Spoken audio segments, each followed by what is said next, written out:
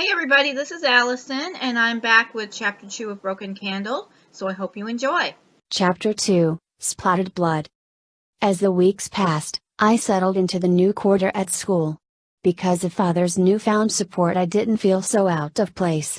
Although, most of my classmates were at least 3 years my senior, I was the one fought over when it came to study groups. To think a 12-year-old child could be a great cause for so much adoration.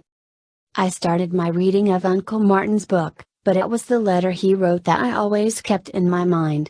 As I scanned over each word, his cryptic message became more confusing to me. Mother came into my room that evening, oddly wearing her brown jumpsuit. The clothing she only wore to the lab. "Hello, Mother," I said and put my book down. "Don't tell me." "Yes, dear," she said. "Not the lab," I whined. "Again? It's very important that we go. There's been some minor mishap." "Are you sure?" I asked. An uneasy feeling came over me. "Don't worry, dear. Just be good to mind Anna and eat all your dinner." She kissed my forehead and started to make her way towards the door. The feeling grew stronger with each of her passing steps, until my fear took a voice of its own. "Don't go." The two words that escaped my lips made my mother turn in astonishment. Mother didn't speak, just held her mouth open. "Please, don't go, Mother. You won't come back." I had no idea why I said those words. It was like I was a messenger of doom who came to deliver an edict from the Grim Reaper. "Why did you say that?" she asked and came back towards me. "I don't know," she said, trying to sort out my own feelings. "I just had a feeling." "Oh, Mary," she said and sat on my bed and held me. "Nothing is going to happen." She slowly caressed my dark brown hair between her fingers. Tears came to my eyes, but I became more insistent in my plea. "Mother, please." She wiped away my tears and said, "It's all right, Mary. We'll be back before you know we're missing." "I'll know, Mother," she said, looking straight into her eyes. That way she would know that I wasn't lying. I always know. She still paid no attention to my protests. I felt a dark cloud in the air and was determined to create that silver lining to make it sparkle again. Soon after my parents left, I ran to the stables to mount my horse, Charlotte's Rose, a prize pony Father presented me with on my 8th birthday. As I was getting ready to ride off, someone sneaked up behind me. "Aurora," I said. "Don't scare me like that." "Sorry, Mary," she said. "Are you going for a ride? I'll come with you." "No," I said quickly, maybe too quickly. "I'm on a secret mission." "Sounds exciting," she said and jumped up and down. "Can I come?" "Not this time," I said.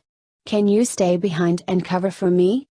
"Sure, Mary," she said, looking disappointed.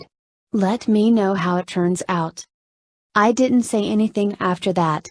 I just smiled at Aurora's innocent fascination. I rode off on my horse. I picked up speed quickly, but the faster I went, the more anxious I became. Dread enveloped me, a feeling I couldn't shake. I just hoped my intuition was wrong this time. I reached Figon Labs in less than an hour, but as I came near the building, my parents occupied. The closer I came, the more my apprehension grew. Fear overwhelmed me, but I ignored it. My parents' safety was more important than the fear I felt. I swung around to the back and entered through the trapdoor. The cell was dark, but that was not the thing that frightened me. What light above was what worried me more. I climbed into the air shaft and crawled down the tunnels until I reached the basement utility room. Like always, it was unlocked. I walked down the long hallways until I reached the stairwell. It had always frightened me, because of the tales of ghosts who supposedly haunted the grounds. I guess I never believed those stories, but climbing the stairwell made the hairs on the back of my neck stand up. I stopped at the first floor and put my fingers around the doorknob. It was ice cold to the touch and froze my hand with its grip. I stayed there unmoving for the longest time. I could not recollect in minutes or hours if it were applicable. All I do know is that my body slowly warmed with courage and forced me out of the door. At first I took slow baby steps. The first floor seemed like a ghost town. All that was missing was the blowing dust ball that rolled across the dirt ground in those cheesy spaghetti westerns. My pace grew more forceful and quicker as I was deafened by the echo of my own steps. Fear still irked me, but I did my best to ignore it. I felt the need to move on. It wasn't until I reached the north corridor that I heard Father's shouting voice. "Ev, what were you thinking? These two components contrast our purpose." "Our purpose, you say? What makes you think your purpose is our purpose? Don't you see the power we have in our hands? The world could be at our feet just to get a taste." "We can't do that, Everett. Do you hear me? My intention is not to hurt people." "Who said anything about hurting people? This serum can put an end to cancer, diabetes, and even birth defects. Should I continue the list?"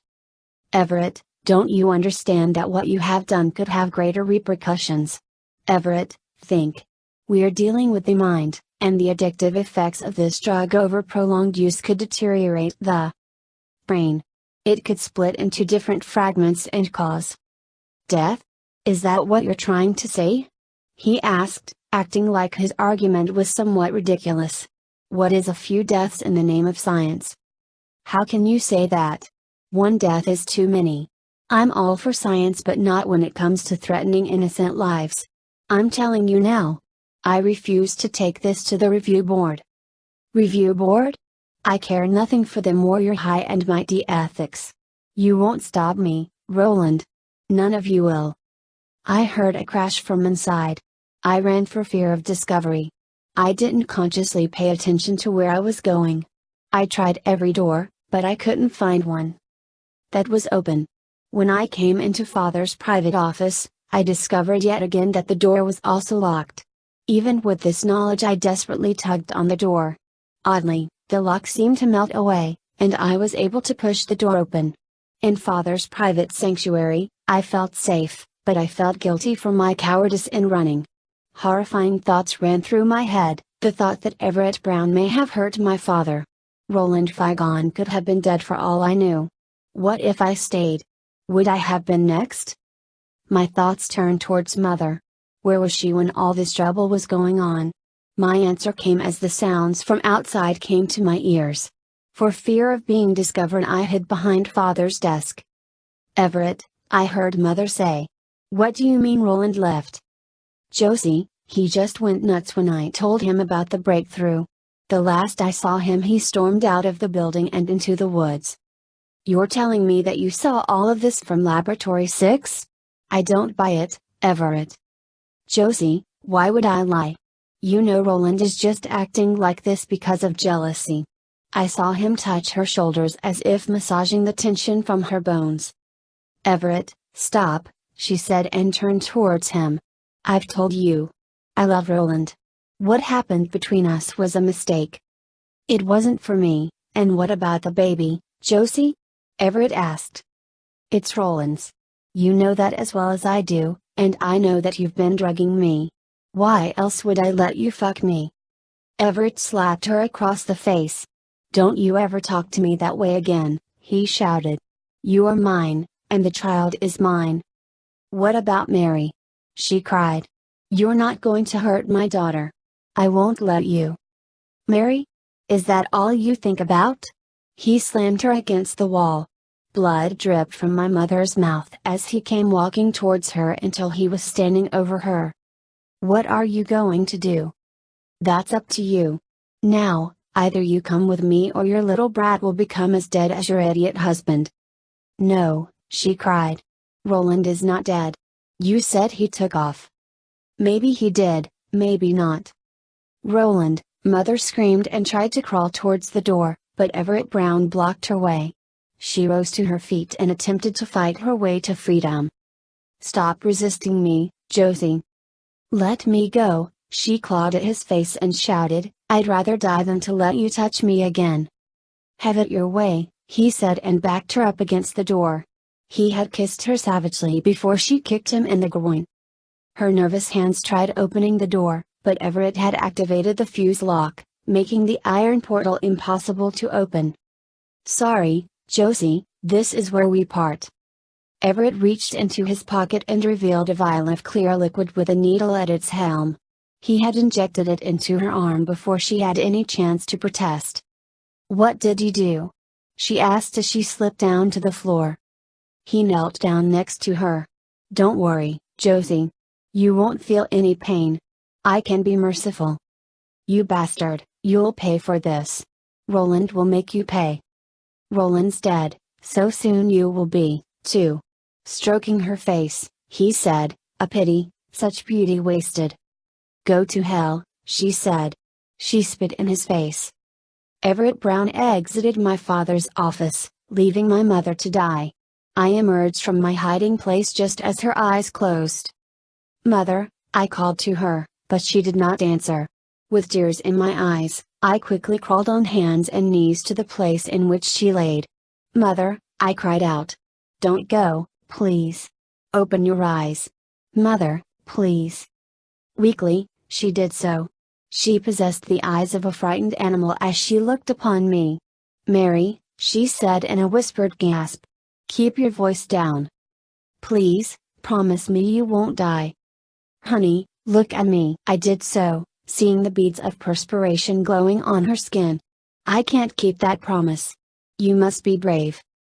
"No, I can't." "You must go, now," she insisted even through her weakened state. "You must take care of your father. He's not strong like you and me. Please, do this for me. I can't let you go. I will always be with you. Look into my eyes. Mary, promise me." "I promise." An electric fire seemed to possess both of our bodies as my dark brown eyes reflected into hers. "I love you, Mother," I said. In an instant, the life that once was Josephine Marks was finished. Mother was dead. I cried out in agony. I didn't care if Everett Brown heard me or not. I stayed cradling my mother's dead body until I could do nothing but scream out at her in pain. "Why didn't you listen to me? You never listen." In releasing the pain, I released her vessel.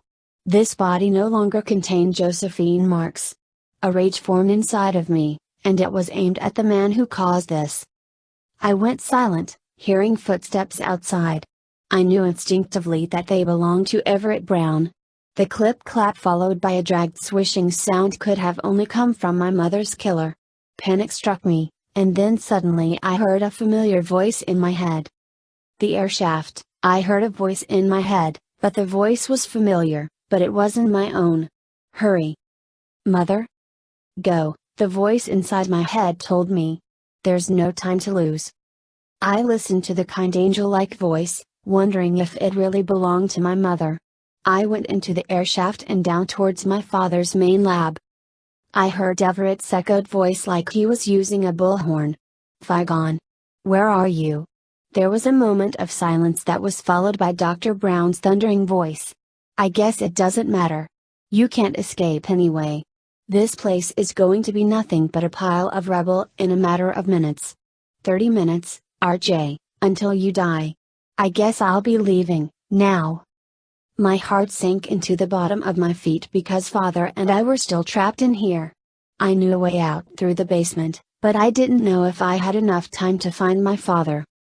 I crawled out of the air shaft and into the main laboratory. I ran as fast as I could out into the hallway. Father was nowhere in sight. I made my way to the basement. That is where I finally spotted him. I was staggering aimlessly. I looked over and called to him. "Father," I shouted. "Mary, what are you doing here?" he asked, regaining his footing. It was like seeing me made his strength return. "Father, we must leave. Dr. Brown planted a bomb somewhere." "A bomb?" he said. "Dear God, he is mad." I looked away for a moment, but felt that his glance returned to me. "Where is your mother?" he asked. My heart sank to the floor. With tear-stained face I remarked, "She is dead. Brown killed her." "No," he cried. A frightening feeling blanketed by hatred consumed him, as his heaving breath became more audible. "Why is this happening?" he shouted. "Father, please, we must escape," I pleaded. "This way." "No, Mary. You get out through the crawl space. I'll get Brown. He's gone, Father. Please, come with me. My pleas were futile, and time was growing short. I had no choice but to listen to my father even though my instincts told me only his demise could come out of this. I made my way through the lower levels until I found the sub-basement. Father made himself the sacrificial lamb for reasons I did not understand. I thought maybe for a moment that I was dreaming, and all of this wasn't really happening. I thought if I closed my eyes when I awakened, Mother would be standing over me smiling. It would be like Dorothy leaving Oz and returning to those she loved most. Mother was dead. No one and nothing could change that. Father wasn't the one to blame. It was me. It was all me. That is what I told myself. I was the one who let Dr. Brown kill her. I was the one who laid not a finger to help her. I heard a contradictory voice in my head and adamantly tried to hush it. "You're a coward," I said. It was my fault. The words echoed in my mind as I slipped through the cellar doors. The sky was barren, and the trees of the nearby wood possessed a hint of gray. I looked around in hopes of finding Father, but he was nowhere near. Father called out as I heard footsteps echoing from the distance. I looked to see a man running towards the woods. The eyes of Dr. Everett Brown stared straight into me. He quickly ran off into the wooded lowlands. I turned back towards the building, terrified of my father still being trapped inside. Closing the hatchet to the trapdoor was the last thing I remembered. All I could recall is that I woke up. Pain pulsated through my body as sirens blared. I can't remember seeing anything. Darkness and cold consumed my body. I wasn't sure where I was because I couldn't see. I didn't know if my eyes were opened or closed, or if I had just gone blind. I couldn't move either, which was another mystery. Was I trapped or just paralyzed? If it was the latter, I prayed the saints would take me as I was. I couldn't think of anything except how trapped I was. My body had gone numb, and my senses were dwindling, until I felt a slight twinge, as if I was buried in a shallow grave, and something or someone had been walking on it. My confirmation came when I heard voices. "I think we got something here." "What is it? A body?" I felt the woman touch my wrist and drop it back down. "She has a pulse," I heard her say. "It's weak, but it's there." "Hey, let's get a stretcher over here," I heard a man say. I felt the man touch my forehead. "How do things like this happen? We got one child dead and one." "Don't say it, Norm. This one's a fighter. She'll make it." More jumbled voices crowded my brain. I was so weak I couldn't move. I feared if I tried, the pain I already felt would worsen. I felt my body being hoisted onto a stretcher. "Careful," I heard someone say. Uncontrollable convulsions came over me as I was being moved. The jerking continued for several minutes. Then my arm went numb, followed by the rest of my body until darkness consumed my consciousness. Well, that's it for now. I'll be back with chapter 3 very soon, and I hope you enjoyed this part. And remember to like, comment, and subscribe, and I'll see you next time. Thank you.